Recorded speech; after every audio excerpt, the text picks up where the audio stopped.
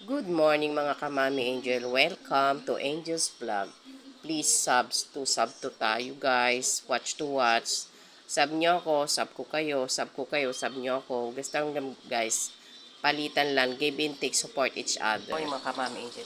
Ayan guys, gumawa ako ng maruya, saba, tapos glutinous flour, tapos nilagyan ko ng isang egg guys. Isang itlog. Tapos ayan guys, so piniprito ko na siya. Ayan guys. Piniprito ko na siya. Masarap kasi kumain guys ngayon ng ng saba. Kahit anong luto. Basta ganitong muulan guys, yung malamig ang panahon, muulan.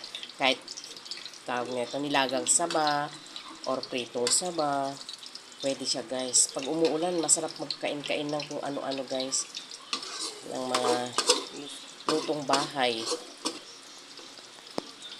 Pero ako guys, gusto ko kasi ganito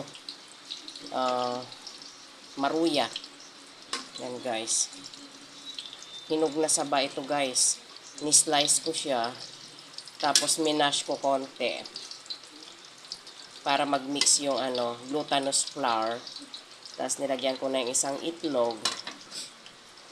Ito siya guys. Itsura niya pag nilagyan mo na isang glutinous flour. Tapos itlog. Yung glutinous guys, tansya-tansya lang. Tinansya-tansya ko lang guys. Tapos ganyan ko yung saging na hiniwa ko. Tapos pinaghalo ko sila. Walang tubig yan guys. Ang pinaka nag sa kanya yung isang itlog na nilagay ko.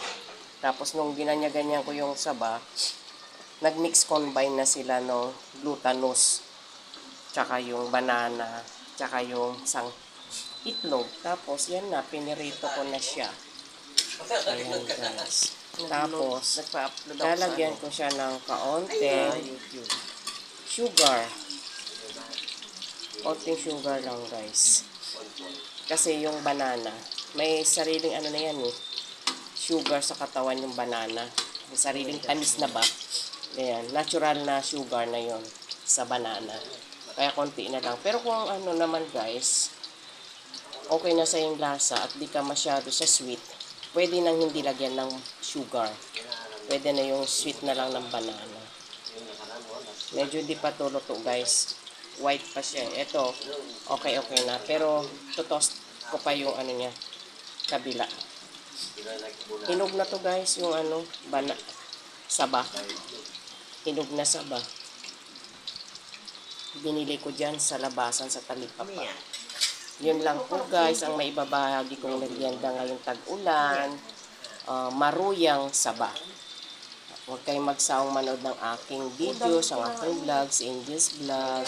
Thank you very much sa panonood. Follow, like, comment, share.